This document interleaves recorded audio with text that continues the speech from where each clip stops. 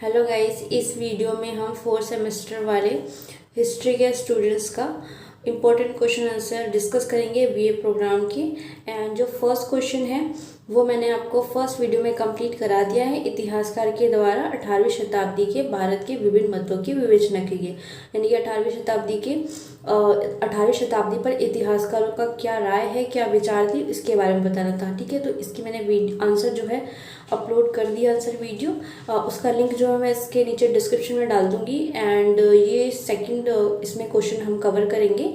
भारत में 18वीं शताब्दी परिवर्तन नहीं बल्कि निरंतरता का काल है, ये इसका आंसर जो है हम इसमें डिस्कस करेंगे। आपका जो क्वेश्चन है उसमें पूछा है कि जो भारत की 18वीं शताब्दी है वो परिवर्तन नहीं बल्कि निरंतरता का काल है, इसके बारे में आपको बताना है। परिवर्तन यानी कि जो 18वीं शताब्दी में काफ़ी सारे देखने को मिलते हैं, सामाजिक, आर्थिक, राजनीतिक जो स्थिति देखने को मिलती है उसमें जो बदलाव आए हैं धीरे धीरे। ठीक है, तो वो बदलाव एक किसी जैसे युद्ध हुए, ठीक है, और उसके परिवर्तन, युद्ध जो हुए उसकी वजह से जो है वो परिवर्तन हुए कि नहीं, ये होना ही था। समय के साथ जो है वो कंटिन्यूटी के साथ जो है वो धीरे धीरे बदलते गए। ठीक है, इसमें हम ये देखेंगे। तो अपना आंसर जो हम यहाँ पे स्टार्ट करते हैं। यहाँ पर निरंतरता और परिवर्तन का संबंध 18वीं शताब्दी के समाज में सामाजिक, आर्थिक, धार्मिक, राजनीतिक स्थिति आदि में आए परिवर्तन या बदलाव की स्थिति से है। ठीक है, तो इसका मतलब समझ गए आप कि निरंतरता और परिवर्तन का क्या संबंध है। सामाजिक, आर्थिक, धार्मिक जो राजनीतिक स्थिति रही है, ठीक है, उसमें जो परिवर्तन आए, जो बदलाव आए, ठीक है, उससे इनका तात्पर्य है।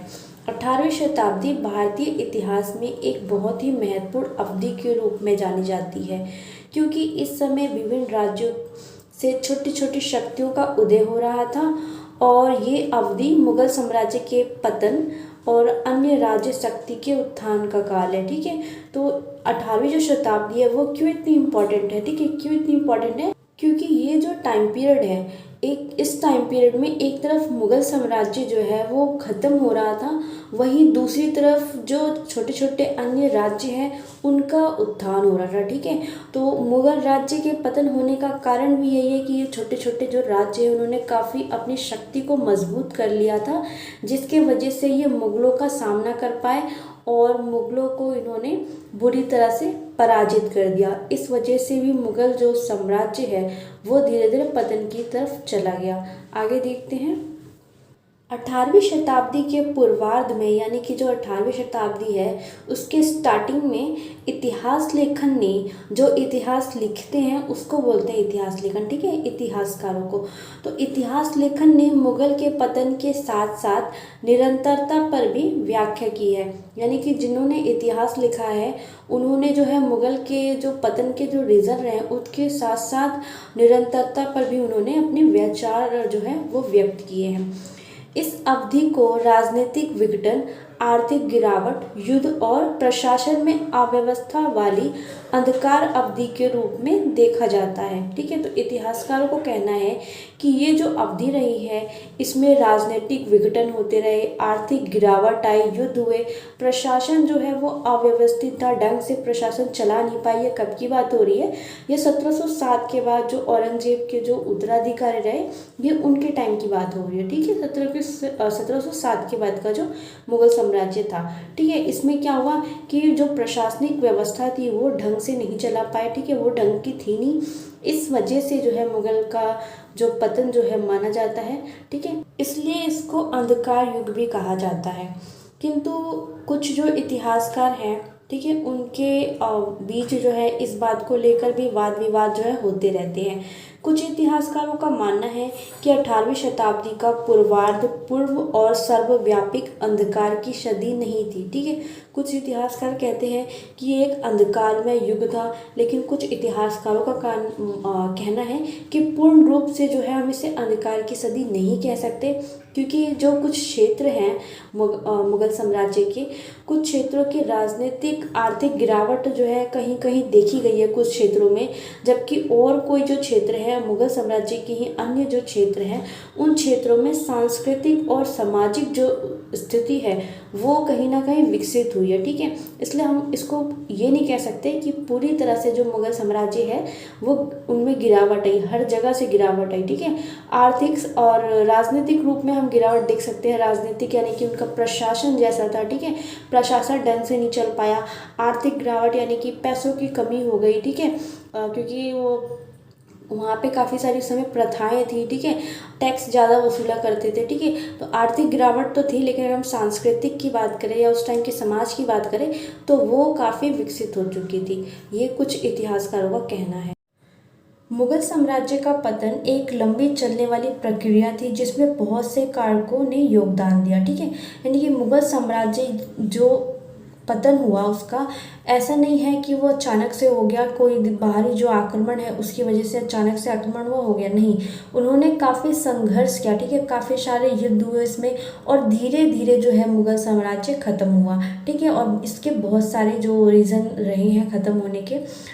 इसके बाद 1739 में नादिर शाह के आक्रमण ने मुगल साम्राज्य को पहले से और कमज़ोर बना दिया। ठीक है, मुगल साम्राज्य तो अपनी पतन की स्थिति पर था ही, ठीक है, 1707 के बाद से ही, लेकिन 1739 में नादिर शाह ने भी जो है मुगल साम्राज्य पर आक्रमण कर दिया और इसने मुगल साम्राज्य को और कमज़ोर बना दिया। ठीक है, किंतु आर्थिक संकट के साथ अन्य कारक जैसे कि औरंगजेब की शासन नीति, उस समय के अयोग्य उत्तराधिकारी, बाहरी आक्रमण हो रहे थे, ठीक है, तो ये सब कारण भी जो है मुगल के पतन के कारण रहे। आर्थिक संकट किस लिए था? क्योंकि वो काफ़ी ज़्यादा जो है टैक्स वसूलते थे लोगों से, ठीक है, जिसकी वजह से लोगों के मन में विद्रोह का जो है भावना उत्पन्न हो गई थी। ठीक है, तो ये सारे जो कारण रहे हैं मुगल साम्राज्य के पतन के। मुगल साम्राज्य के पतन के साथ साथ क्षेत्रीय राजनीतिक व्यवस्थाओं का उदय 18वीं शताब्दी की दूसरी महत्वपूर्ण विशेषता है। ठीक है, तो कई क्षेत्रीय राजनीतिक व्यवस्था है उनका भी उदय हुआ। ठीक है, इस समय जो है 3 प्रकार के राज्यों का उदय हुआ था। पहला है उत्तराधिकारी राज्य जो मुगल साम्राज्य से टूटकर अलग हो गए। ठीक है, और दूसरा जो है नए राज्य जिनकी स्थापना जो है मुगलों के विरुद्ध विद्रोहियों द्वारा की गई थी। ठीक है, तो जो पहला जो राज्य है वो उत्तराधिकारी जो है वो धीरे धीरे जो है मुगल साम्राज्य से अलग होकर उन्होंने अपने अलग राज्य की स्थापना करी। ठीक है, इसके बाद दूसरा जो उत्पन्न हुए वो थे नए राज्य जिसमें मुगलों के विद्रोह राज्य थे, जिसमें मराठा ये सारे राज्य आते हैं। ठीक है, और तीसरे एक नए क्षेत्रीय स्वतंत्र राज्य जो है उन्होंने उत्पन्न किया, उसमें मैसूर जो है ये सब आते हैं। ठीक है, आगे हम देखेंगे। फर्स्ट आपका है उत्तराधिकारी। ठीक है, जो 3 प्रकार के जो राज्यों का उदय हुआ था मुगल के टाइम में, ठीक है, उसमें आते हैं पहले उत्तराधिकारी। और ये कहाँ के थे? ये मुगल साम्राज्य के थे जो मुगलों से धीरे धीरे जो है उन्होंने अपने अलग राज्य स्थापित कर लिया था। ठीक है, और इसमें जो है हैदराबाद, बंगाल तथा अवध के ऐसे 3 राज्य थे जहाँ मुगलों के प्रांतीय गवर्नर ने स्वतंत्र राज्य की स्थापना की थी। ठीक है, तो ये क्या हुए थे? पहले मुगलों के अंडर में थे, लेकिन फिर इन्होंने जो है मुगल साम्राज्य से अलग होकर अपने राज्य की स्थापना की। इन उत्तराधिकारियों ने क्षेत्रीय राज्यों के केंद्र के साथ संपर्क को बनाए रखा, यानी मुगलों के साथ जो है उन्होंने संपर्क को बनाए रखा और जो मुगलों की परंपराएं थे परंपराओं को भी जारी रखा। तो ऐसा नहीं है कि मुगल साम्राज्य से अलग हो गए, उन्होंने अलग स्वराज्य की स्थापना की तो वो मुगलों के विरोधी थे। ठीक है, विरोधी नहीं थे, वो एक स्वतंत्र राज्य चाहते थे, अपना एक शासन चाहते थे, इसलिए वो मुगल से अलग हुए थे। और जब मुगलों को हेल्प चाहिए थी तब इन उत्तराधिकारियों ने जो है, जिसमें हैदराबाद है, अवध है, इनने जो है हेल्प भी करी थी। ठीक है, और दूसरे हैं नए विद्रोही राज्य। 18वीं सदी के इतिहास की 2 मुख्य घटनाएं जिसमें मुगल शक्ति का पतन, ठीक है, और दूसरा है औपनिवेशिक शासन की स्थापना थी। तो तीसरी महत्वपूर्ण घटना थी क्षेत्रीय राज्य का उदय एवं पतन। इन क्षेत्रीय राज्यों की स्थापना मराठों, सिखों, जाटों और अफगानों ने मुगलों के विरुद्ध विद्रोह करके की थी। ठीक है, तो क्षेत्रीय राज्य में कौन कौन से आते हैं, एक आते हैं मराठा हो गए, सिख हो गए, जाट हो गए। ठीक है, और दूसरा जो है अफगान। ठीक है, अफगान ने भी जो है मुगलों के विरुद्ध जो है इन्होंने विद्रोह करके जो है अपनी एक स्थापना की थी, ताकि ये जो है मुगल जो साम्राज्य है उसको ख़त्म कर सके। ठीक है, इसलिए इन्होंने अपनी शक्ति का जो है उत्थान किया था। ठीक है, और ताकि जो है मुगलों के सामने खड़े हो सके और उनको जो है हरा सके। ठीक है, इसलिए मुगलों से पृथक होकर इन्होंने अपनी शक्ति का स्थापना की। ठीक है, इसमें अगर हम बात करें अफगान की, तो पानीपत के तृतीय युद्ध में अफगान का जो शासक होता है वो मिल जाता है मुगलों के साथ, क्योंकि उस समय मराठा शक्ति जो है वो काफ़ी ज़्यादा पॉपुलर, काफ़ी प्रभावशील हो जाती है। ठीक है, इसलिए जो है मिल के वो मराठा शक्ति को ख़त्म करने के लिए अफगान जो शासक है वो मुगल के साथ मिल जाता है। इसको हम बाद में देखेंगे। ठीक है, आपके सेकेंड यूनिट में आता है। और तीसरा जो है वो क्षेत्रीय स्वतंत्र राज्य है। इसमें कौन आते हैं, तीसरी श्रेणी इस प्रकार के राज्य में मैसूर, राजपूत राज्य और केरल जैसे स्वतंत्र राज्य आते हैं। ठीक है, तो तीन प्रकार के यहाँ पे राज्य, तीन प्रकार के राज्यों का उदय हुआ था। ठीक है, तो क्षेत्रीय राज्य में कौन आते हैं, मैसूर, राजपूत राज्य और केरल। ठीक है, ये सारे स्वतंत्र राज्य आते हैं। नए विचारधारा वाले इतिहासकारों के अनुसार 18वीं शताब्दी को केवल मुगलों के दृष्टिकोण से देखने की आवश्यकता नहीं है। दिल्ली और आगरा में भले ही गिरावट देखी जा सकती है, चाहे वो राजनीतिक हो चाहे वो आर्थिक हो। ठीक है, लेकिन बंगाल, अवध, पंजाब आदि जैसे प्रांतों में गतिशील परिवर्तन और आर्थिक विकास देखा गया है। बंगाल, अवध और पंजाब में क्या देखा गया है, गतिशील परिवर्तन और आर्थिक विकास देखा गया है। लेकिन अगर बात करें दिल्ली की, तो दिल्ली पर जो है बहुत बार जो है आक्रमण हुआ था। ठीक है, काफ़ी कुछ लूट लिया गया था। ठीक है, इसलिए वहाँ की आर्थिक स्थिति बहुत खराब हो चुकी थी, राजनीतिक स्थिति बहुत खराब हो चुकी थी। ठीक है, इस प्रकार इन इतिहासकारों के अनुसार 18वीं सदी का मुगल साम्राज्य अखंड की बजाय अलग अलग था।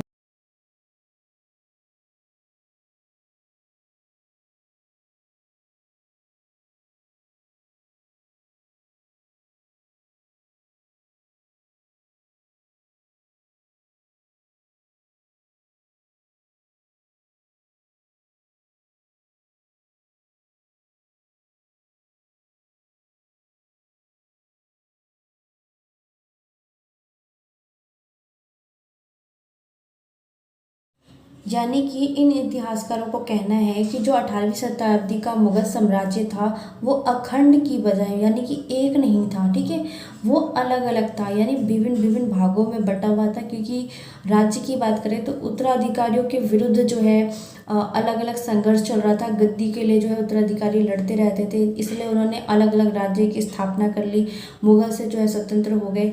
ठीक है, इसके अलावा मुगल के अंडर के क्षेत्र थे, ठीक है, वो भी जब मुगल शासन कमजोर होने लगा तो वो भी जो है अपनी जो शक्ति है उसको मजबूत करने लगे और क्या कहते हैं, मुगल साम्राज्य से अलग हो गए। फिर बाद में जो है वो एक बहुत बड़ी शक्ति के रूप में उभरे और वो मुगलों का सामना करने के लिए जो है तैयार हो गए। इतनी शक्ति उनकी अच्छी हो गई थी, इतनी उन्होंने अपनी शक्ति को प्रभावशील बना लिया था और वो शक्ति की वजह से जो है मुगल साम्राज्य जो है कमज़ोर पड़ गया। नेक्स्ट है आपका 18वीं शताब्दी से पहले, यानी कि 1556 में बाबर ने मुगल साम्राज्य की स्थापना की थी। इसके बाद मुगल साम्राज्य के उत्तराधिकारियों ने भी मुगल साम्राज्य को काफ़ी उन्नति तक पहुंचाया।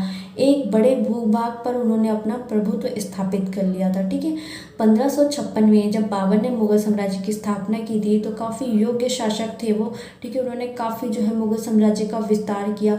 इसके बाद उनके जो उत्तराधिकारी रहे वो भी काफ़ी ज़्यादा जो है चतुर भी थे और शक्तिशाली भी थे। ठीक है, तो अपनी चतुराई से, अपनी शक्तिशाली से उन्होंने जो मुगल साम्राज्य को काफ़ी आगे तक पहुंचाया और लगभग एक बड़े भूभाग पर जो है उन्होंने अपना प्रभुत्व जो है स्थापित किया।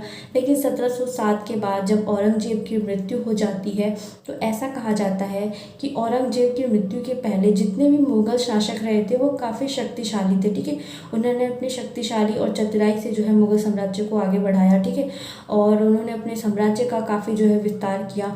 लेकिन औरंगजेब की मृत्यु के बाद मुगल साम्राज्य का विस्तार जो है वो कहीं ना कहीं रुक सा गया और औरंगजेब की मृत्यु के बाद अयोग्य उत्तराधिकारी के कारण जो है मुगल साम्राज्य छिन्न भिन्न रह गया। ठीक है, तो जो 1707 के बाद औरंगजेब के जो अयोग्य उत्तराधिकारी रहे उनकी वजह से जो मुग़ल साम्राज्य का विस्तार है वो रुक गया और मुग़ल साम्राज्य जो है वो कमज़ोर पड़ने लगा। इस समय कब, यानी कि जब मुग़ल का पतन हो रहा था, मुग़ल कमज़ोर हो रहा था, ठीक है। तो इस समय मराठा शक्ति बहुत प्रभावशील हो चुकी थी और औरंगजेब के समय से ही मराठा और मुग़लों में जो है युद्ध होते रहते थे। परंतु जैसे ही औरंगजेब की मृत्यु हुई वैसे ही मराठों का आक्रमण जो है वो मुग़लों पर तीव्र गति से बढ़ गया, ठीक है। क्योंकि औरंगजेब को लास्ट शासक माना जाता है जो काफ़ी शक्तिशाली शासक था, ठीक है, जिनने मुग़ल जो साम्राज्य उसका विस्तार किया, ठीक है। लेकिन जैसे ही औरंगजेब की मृत्यु हो गई तो मराठों को जो है मुग़लों पर आक्रमण करने का एक मौका मिल गया, ठीक है, क्योंकि उस समय मुग़ल साम्राज्य औरंगजेब की मृत्यु के बाद जो है कमज़ोर सा हो गया और मराठों के आक्रमण से जो है मुग़लों पर जो है तीव्रता से बढ़ते गए। मराठों ने मुग़लों के अधीन बहुत सारे स्वतंत्र राज्यों को स्वतंत्र करा लिया था और बहुत सारे राज्यों को मराठों ने जो है कब्जा करके उस पर अधिकार कर लिया था, ठीक है। तो मराठों की यहाँ पे शक्ति जो है उस टाइम पर काफ़ी चरम सीमा पे पहुँच चुकी थी। पहले अगर हम बात करें मराठा की तो पहले मुग़ल के अंडर में ही थे, लेकिन धीरे धीरे जो है उन्होंने अपनी राज्य को स्वतंत्र करा लिया मुग़लों से और एक बहुत बड़ी शक्ति के रूप में उभरे और उन्होंने मुग़लों का जो है सामना किया और मुग़लों पे काफ़ी जो है आक्रमण करा, ठीक है, जिससे जो है मुग़ल साम्राज्य जो है कमज़ोर पड़ गया, ठीक है। उसके बाद उन्होंने जो है बहुत सारे जो मुग़ल के अंडर में राज्य थे उनको स्वतंत्र करा लिया तथा उन पर अपना अधिकार कर लिया।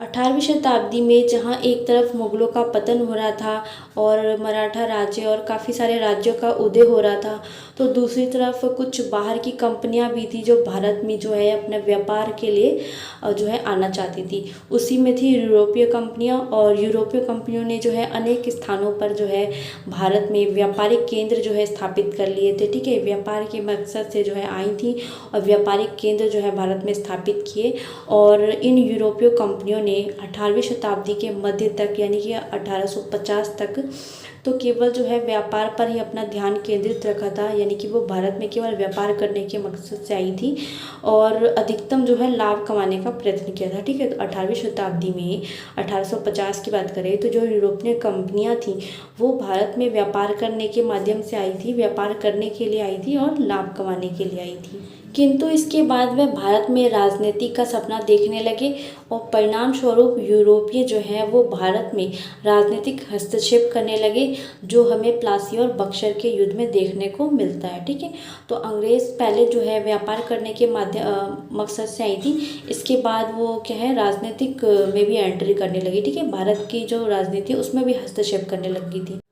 18वीं सदी में अंग्रेज भारत के विभिन्न क्षेत्रों पर अपनी कंपनियां जो है स्थापित करने लगे, ठीक है। उन्होंने भारत के जो राजा हैं उनको कहा कि इस कंपनी से जो काफ़ी मुनाफा जो है आपको मिलेगा, हमें यहाँ पे अपनी कंपनी स्थापित करने दीजिए, ठीक है। इस लालच में भी आकर जो है भारत के राजाओं ने जो है अंग्रेज़ों को कंपनी स्थापित करने दी, क्योंकि उन्हें जो है प्रॉफिट हो रहा था, ठीक है। तो अंग्रेज़ों ने भारत पर इसी वजह से जो है आर्थिक शोषण भी जो है इसी सदी में आरंभ कर दिया था, ठीक है।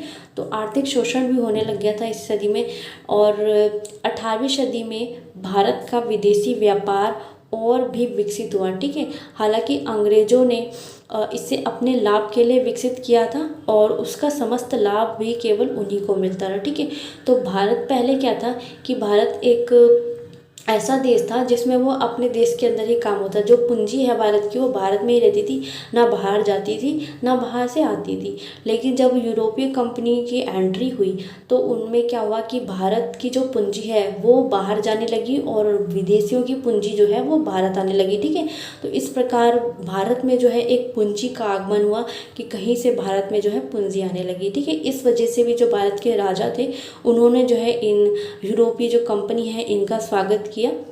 इससे भारत में कच्चे माल में कमी आई, जिससे कच्चे माल की कीमत भारत में बढ़ गई। अब क्या हुआ था कि जो यूरोपीय कंपनी है वो जो है भारत से जो है कच्चे माल जो है निर्यात यानी कि खरीद के ले जाती थी, फिर उनका जो है वस्तु बना करके वापस जो है भारत में बेचती थी, ठीक है। तो इससे जो है अधिक कच्चे माल की जो है खरीद होती थी, ठीक है। कच्चे माल को जो है अधिक मात्रा में खरीद कर जो है यूरोपियन कंपनी जो है वो अपने देश में ले जाती थी, जिससे क्या हुआ, भारत में जो है कच्चे माल में कमी आ गई। ठीक है, माल में कमी आ गई, इस वजह से माल की जो कीमतें हैं वो बढ़ गई, जिस वजह से क्या हुआ कि भारत की वस्तु जो है महंगी हो गई, क्योंकि जब उन्हें कच्चा माल ही महंगा मिलेगा तो वस्तु अपने आप ही महंगी हो जाएगी। ठीक है, और वहीं बात करें विदेशी वस्तु की, तो वो जो है सस्ती हो गई, क्योंकि वो कच्चा माल खरीद के ले जाते थे फिर भारत से ही, और फिर उसकी वस्तु बना करके वापस भारत में बेच देते थे। ठीक है, इस प्रकार से भारत की वस्तु महंगी हो गई थी और जो विदेशी वस्तु थी वो भारत की वस्तु के अकॉर्डिंग सस्ती होती थी, और बाज़ार में जो सस्ता होता था वहीं बिकता था। ठीक है, अब यहाँ पे क्या हुआ, इस वजह से भारत की जो वस्तु थी वो विदेशी वस्तु से पिछड़ गई थी, और इस तरह जो है अंग्रेज़ों ने, जो ब्रिटिश है, जो यूरोपियन है, उन्होंने जो है भारत की अर्थव्यवस्था को छितर बितर कर दिया। ठीक है, खराब कर दिया था। अंग्रेज़ों शासकों का उद्देश्य केवल यहाँ पर शोषण कर कर अधिक मुनाफा कमाना था। ठीक है, तो इसी वजह से वो आए थे और उन्होंने जो है ये सिद्ध भी कर दिया। अतः हम यह निष्कर्ष निकालते हैं कि 18वीं शताब्दी की राजनीतिक, अर्थव्यवस्था और समाज में प्रवृत्तियों की विशेषता है जो परिवर्तन और निरंतरता दोनों को दर्शाती है। 18वीं शताब्दी के उत्तरार्ध के लिए बहस अधिक तीव्र और प्रासंगिक हो गई थी। 18वीं शताब्दी यानी कि 1750 के टाइम पर जो इतिहासकारों की जो बहस थी वो काफ़ी तीव्र और प्रासंगिक हो गई थी, इस वजह से कि उस समय जो है काफ़ी चेंजेस आ रहे थे, चाहे वो राजनीतिक हो, आर्थिक हो, सामाजिक हो। ठीक है, उस टाइम पर काफ़ी जो है चेंजेस आ रहे थे, और जिससे जो है जिसने उत्तर भारत में ब्रिटिश औपनिवेशिक विस्तार की शुरुआत करी, यानी कि जो ब्रिटिश है वो उस समय जो है उनके व्यापार की जो है उस समय शुरुआत कह सकते हुई, और स्थानीय समाज तथा अर्थव्यवस्था पर जो है इसके प्रभाव को देखा जा सकता है। ठीक है, तो अर्थव्यवस्था पर जिससे काफ़ी प्रभाव पड़ा, भारत की अर्थव्यवस्था जो है काफ़ी ख़राब हो गई थी ब्रिटिश की वजह से। ठीक है, उन्होंने पहले तो भारत को अच्छा प्रॉफिट दिया। ठीक है, इसके बाद उन्होंने क्या किया, बाद में धीरे धीरे जो है उन्होंने भारत की अर्थव्यवस्था को ख़राब कर दिया। ठीक है, और अपनी जो माल है, अपने जो प्रोडक्ट है उसको जो है भारत में पूरी तरफ जो है भारत के चारों तरफ बिखेर दिया। ठीक है, सो आई होप गाइस मेरी ये वीडियो आपके लिए हेल्पफुल रही होगी, और ये इसका आंसर था। इसके बाद इसका हम थर्ड क्वेश्चन का आंसर करेंगे, उसमें हम देखेंगे कि जो प्लासी का जो युद्ध हुआ था, ठीक है, वो किन कारणों की वजह से हुआ था और क्या परिणाम थे। ठीक है, इसके बारे में हम नेक्स्ट वीडियो में देखेंगे। सो आई होप गाइस मेरी ये वीडियो आपके लिए हेल्पफुल रही होगी। Thanks for watching.